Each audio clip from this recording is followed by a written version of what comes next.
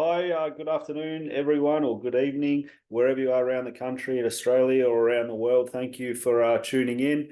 Just wanted to come at you and answer some questions. We did this last year. Had amazing feedback from that, so something that we wanted to do again. Make sure you DM us, send us in all your questions, baseball related, and we'll endeavour to answer them and get back to you.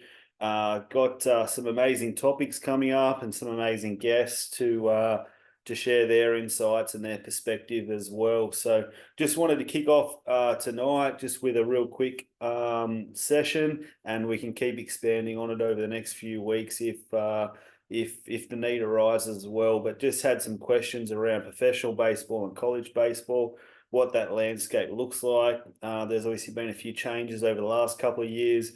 And then even looking back from, when I went through, 20 years ago, what things look like from them. So I'll share a little bit about that, just give you some history, but I'll mainly talk about what's happened in the last, 2 to 4 years or year or so, that just to give you guys, I guess, answer that question and give you guys a lay of the current landscape in professional and college baseball as well. So thanks for joining us. As I said, make sure that you shoot us a message, send in your questions as well. We'll definitely try to get back to you.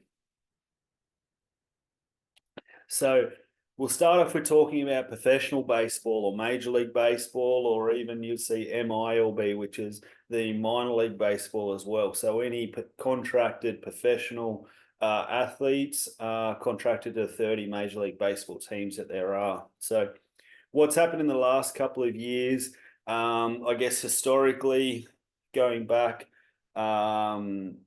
anything previous than the last 2+ years, that the conditions for minor league players weren't that great. They're pretty ordinary, to be honest with you. Wages were below the minimum wage. It wasn't uncommon. I remember visiting, friends in professional baseball, and they're in a unit or apartment. They've got lilos lying over the floor. They had 10 people packed into an apartment block where in a 1 or 2 bedroom place. It was just absolutely crazy. And the pay, the conditions of travel were everyone recognized that it was an issue, and rightly so. There's been an increase to the minimum wage and the wages for minor league players, but also their living conditions and that as well. So along with that, there has been some roster cuts and some teams within the minor league system themselves that have been that no longer exist. They vanished. They've gone. So I guess back, in my day,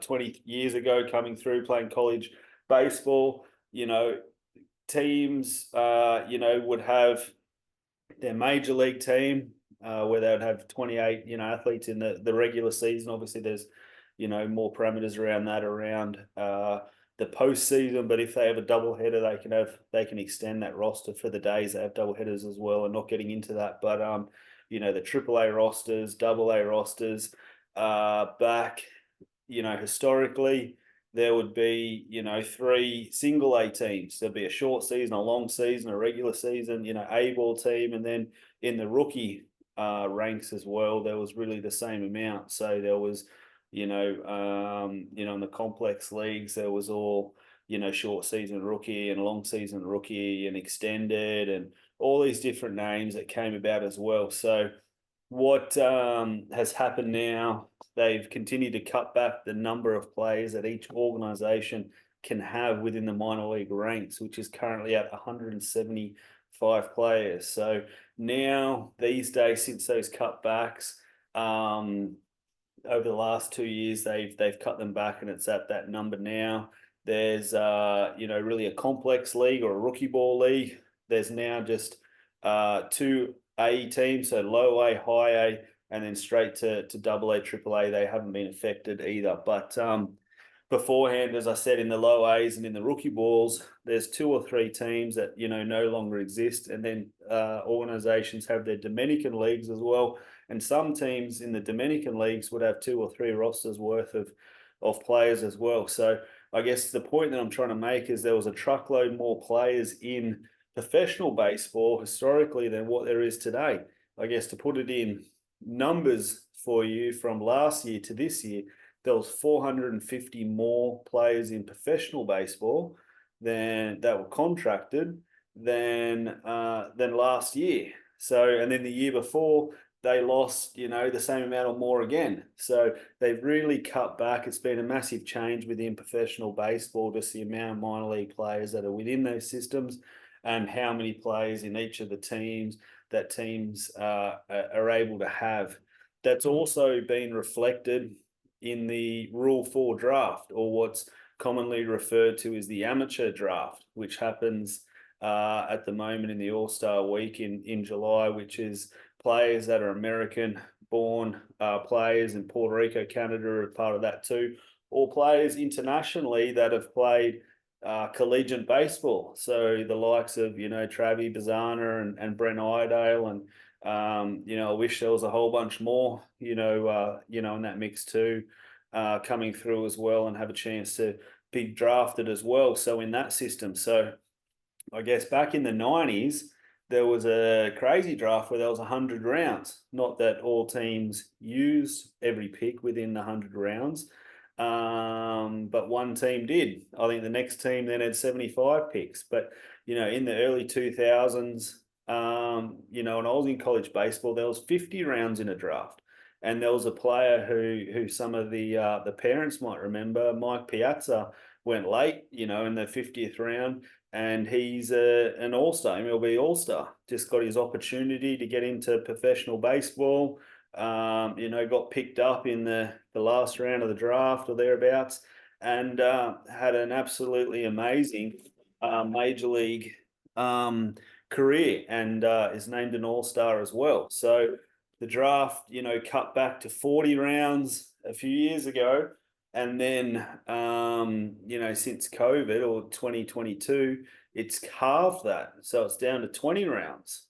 So the draft's been absolutely shaved as well, right down.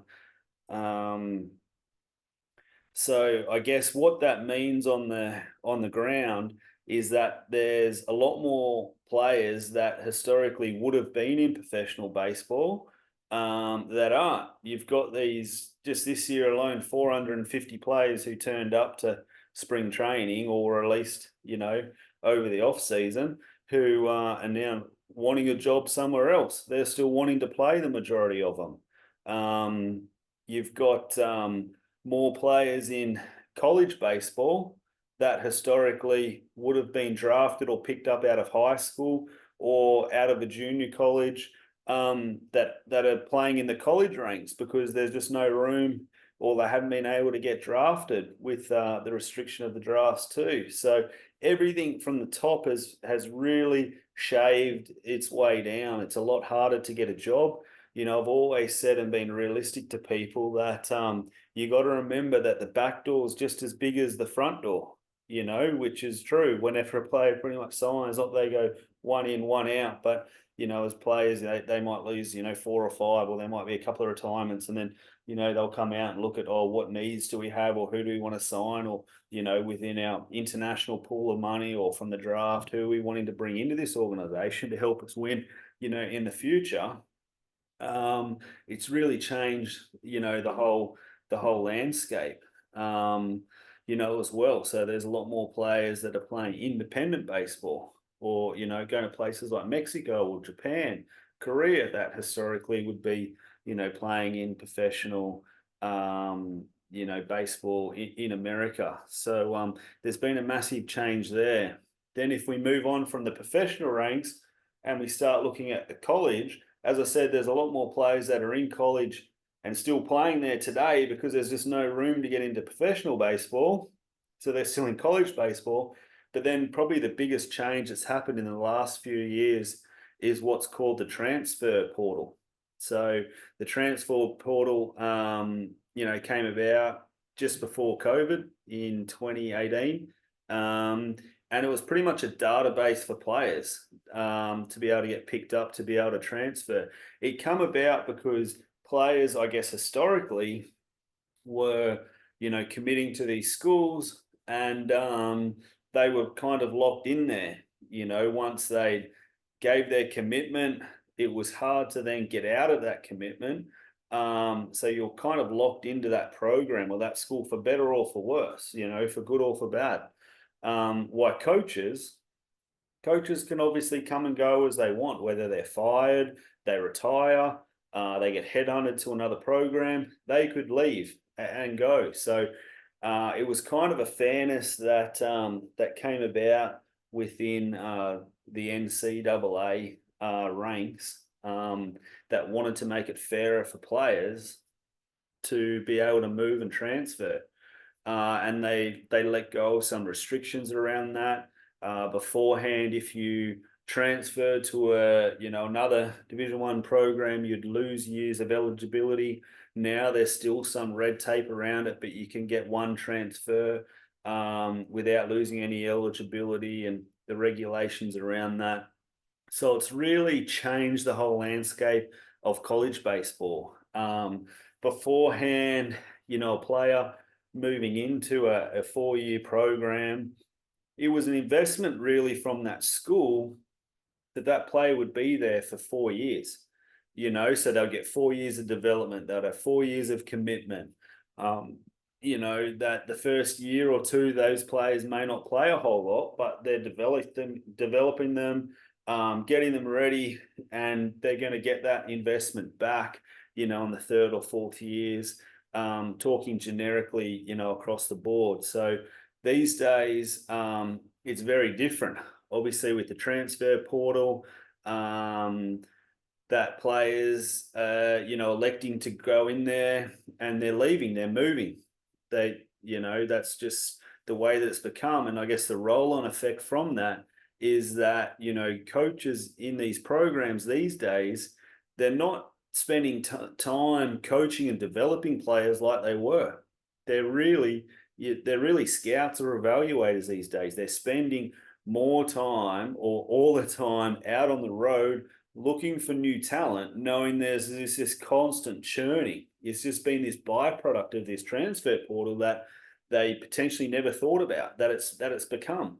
So coaches these days, aren't spending time, developing the players, coaching, talking generically across the board from programs, and obviously got some very close friends and old teammates who are coaches in, Division One baseball, university baseball these days.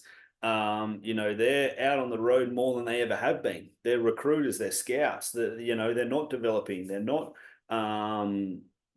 looking after their players and bring them through. They just can't. It's totally changed. The NCAA's always had some red tape around the requirements of contact hours, and there's eligibility officers on campus that the coaches need to report to, that they can only spend about 20 hours of contact with a player, and training and development, and that's all that they can do. They're not allowed to spend more time with these players as well. But what's happening these days is players are having to really coach and develop themselves, because the coaches not wanting to, they're obviously wanting to look after their players, but this churning effect of the transfer portal has just changed the landscape, that these coaches are spending their time out on the road, looking for new talent, looking for new players, because they know there's this massive churning as well. So that's totally changed college baseball. The window for the transfer portal, is opening up for 45 days in, from about now. So as soon as NCAA release the where the finals are going to happen at the end of May, which has just happened, that the transfer portal opens, people can put their names into it. It'll stay open for 45 days, and schools will take people and grab people, and players will come in and say, I don't, want to come back because I've been offered this here or that there, or whatever else. So that's going on as well. And then there's a second shorter window for about 15 days in December, the start to about the 15th of December, mid-December. There's another opening in that transfer portal as well. So it's really changed the landscape, is the point that I'm trying to make with that as well. And Yeah, I was going to talk very quickly about the rankings, within the baseball and how, that's kind of changed or really changed in the marketing effect for some of these programs, as well. So a lot of these programs, I guess, just with the social media world that we live in, and they're really driven, I guess, career-wise for coaching, but also for their recruiting classes, is they want to recruit people that are known, within the system, over there, which gives them bigger marketing power. So, if Baseball America or whatever platform comes out with their, prospects list, and this guy commits to this big, program or school, if some of these universities or colleges can grab some of these players, it's very advantageous for them. It really helps them out in their recruiting class. Once that churning effect of this player committed there and they're ranked, and then other players are jumping on that bandwagon. I guess why I'm bringing this up, because it's an interesting fact. Because I know a lot of coaches, and in the college ranks particularly, coaches are really after guys who are grinders, who know how to play the game, that they're gamers, opposed to some of these loud tool kind of guys, as well. So it's a bit hit and miss, from having friends and talking about that, in the system, just that how that whole game plays out, within college baseball, and how that's all reflected, and big marketing thing for those programs and schools, as well. Um, so I've had a few questions that have come in. That, as I said, we've got a few sessions that are coming up later. But one of the questions were how many scholarships are available, at the different programs. So it's a very good question. So I guess we'll start at the top. So in university NCAA Division One baseball, there's 11.7 scholarships overall. There's a bit more red tape, and it's not just a straight answer, without just leaving at the 11.7, but there's more requirements under that. So there's schools can only give out a minimum of 25% scholarship per player, and they can only have 28 players total within their rosters as well. So they can chop and change that percentage that they give out to all their players, but there are a lot of regulations underneath it. You can see some players that receive, a full scholarship, but it's pretty much unheard of. These players, when you think of rosters, if up to close to 30, there's not much scholarship money around. It just, yeah, I don't know what it is these days. I know when I went through college, a basketball team were given 15. I don't know if it's still 15, but it was back when I came through, 15 scholarships. As you know, there's only 5 players that play on a basketball court at a time, and most programs only carried about 10 players or 12 players in their program. So, in other words, they didn't want to hand out all of them. They had no point trying to get 15 players into their basketball program.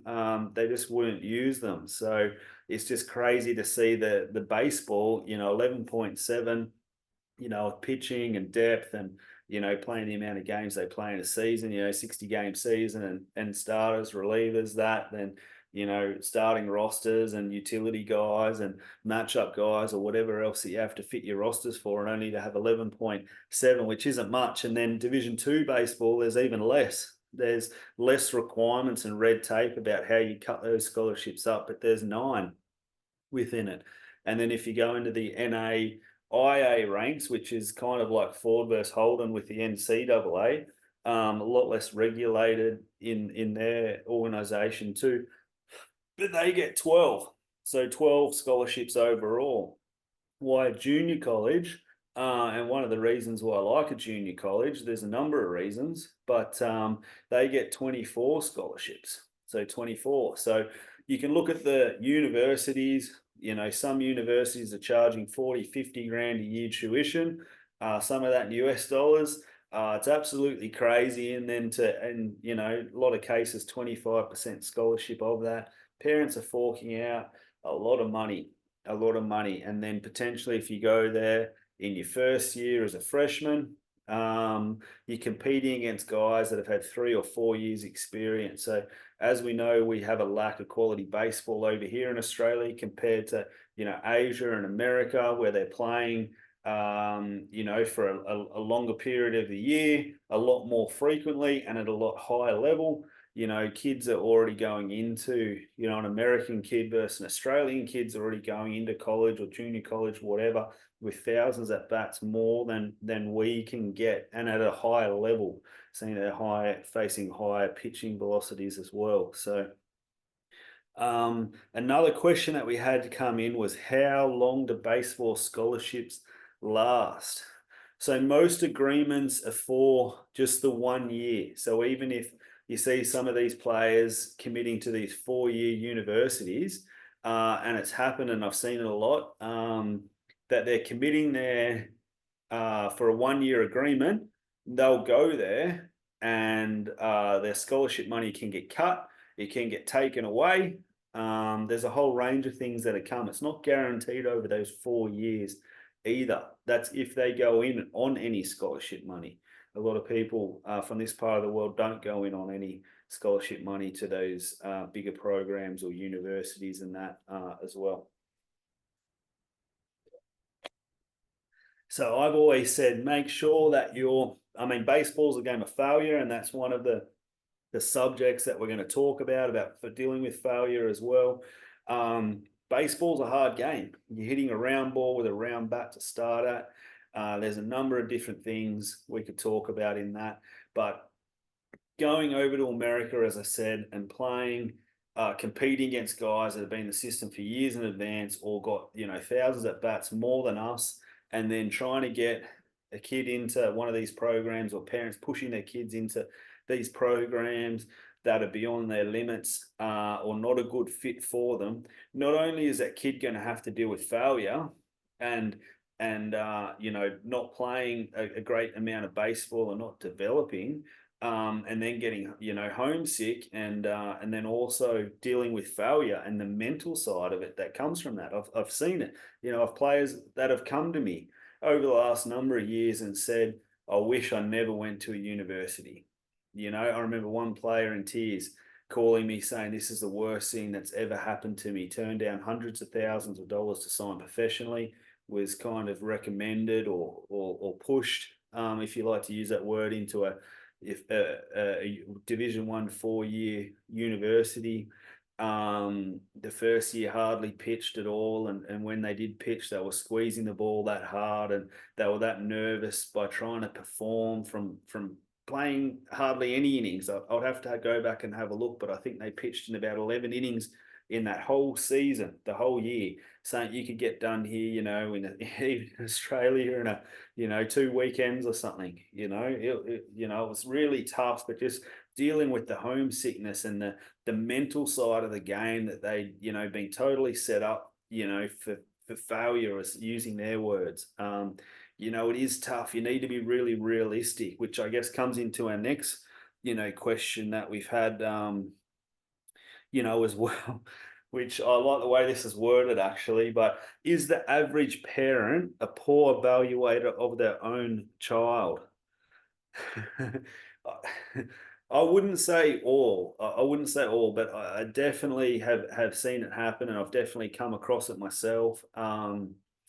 2 pitchers, we'll just keep it at New South Wales, come to mind, a lefty and a righty. Their parents were convinced that they were, the best player since sliced bread, and were convinced that they were just going to go to universities. And, one of them was not even in the 80s off the mound, and the other one was only in the low 80s, if that. And as we know, in Division 1 baseball, the average velocity is 90, about 92, 93 miles an hour, and not that, pitchers are, commanding 2 or 3 other pitchers. They're quite polished.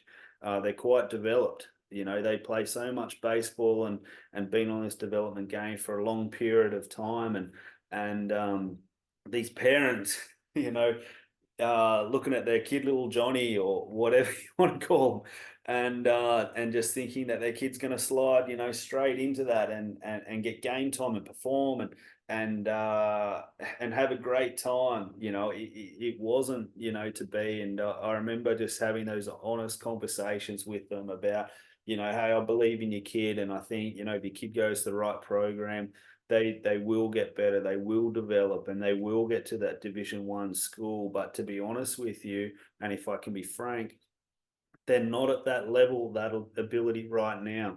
Um, and they were convinced they were going to go to Division 1 baseball. And I just said, hey, I wish you all the best, and want nothing but the best for you guys. And I think it's best that you engage some other people to try and help you out with your journey. And they did. And I know one of the parents, straight away deleted me off Facebook. And I look back at it and I was like, I don't know how I could have been softer in my delivery, but what is worse for this kid if we, don't speak that honesty, and allow that kid, if that kid slipped into those ranks of baseball, they just wouldn't have been competitive at all. And yeah, it was tough. So, they ended up going to a junior college, and one spent 1 year there. I know they got cut, sent home. They, from all reports, went to Arizona junior college, and were let go from that. Weren't renewed or weren't given a scholarship back, and the other one went for a semester in Texas at a junior college in Texas, and the player didn't return either. So even at those lower ranks, it just wasn't a good fit for them. So I guess the moral of the story isn't, oh, how great, Ben Moore and Down Under Travellers for being honest. I do try and pride myself in always being honest, but these are stories that I've repetitively heard across the board from a number of kids. And if people, even if they're wearing polo shirts and have a logo and have a title and a position, it doesn't mean that they're qualified or got a good track record of sending players to good programs that are in the best interests of your kids, and setting them up for success in the future as well. So you have to manage your own career. You have to seek advice, get as much honest feedback as you can across the board. Don't let one person be the sole person that's pushing you or pulling you in one direction. That if that is the case, then there's probably an ulterior motive, with that as well. Make sure that your kid's moving up through the ranks and not down. It is a hard game. There's a lot more that we have to deal with from coming from this side of the world with, the lack of baseball compared to others, living away from home potentially the first time, especially in the forming years of kids' careers or lives. They're young adults, living with people they've never met before and new teammates, and having to study. And there's a whole range of things that, you're pretty much turning your world or your planet upside down as well. So it's really important, and we'll get into it later in other subjects as well, but selecting the right college program for you. And we'll definitely give you some tips and unpack that in later sessions as well. Um, yeah, I think that we'll probably just leave that there. There's a few other things that I know that we'll get into. There was another question around you know why why are hitting and metrics and exit velocities seem to be so important here, and our coaches assessing players on this, and national programs, when you see the better hitters or best hitters in Major League Baseball without these launch angles or exit velocity numbers. I couldn't agree with you more. I've always been a contact guy. You can't teach hand-eye coordination. You can't teach, contact and hitting. And I've always had a saying, which is hitters will hit, or great hitters will hit. You know, you'll hit. If you go to a hitting coach or a professional hitting coach or a guy, the best thing or the easiest thing that they can do for you or teach you is how to increase your exit velocity. They can get you in the weight room, tailored programs in professional baseball or college baseball, tailored around, increasing muscle mass and explosiveness. They can put you on force plates and look at your kinetic sequence and sequencing things up as well in your hits. The easiest thing that they can do is teach you that, but great hitters will always hit, and hand-eye coordination shouldn't be overlooked at all. Hope that answers your question. As I said, keep your questions coming in as well. It's just me today. Got some great guests coming at you over the next week or so. Hope they're short and sharp, just a few different things. Make sure anything you want answered. If you're thinking it, DM us in. If you want to stay private, that's fine. We'll unpack your questions as well. Thank you for your time. Ben Moore, Down Under Travelers. Appreciate it. Have a great night.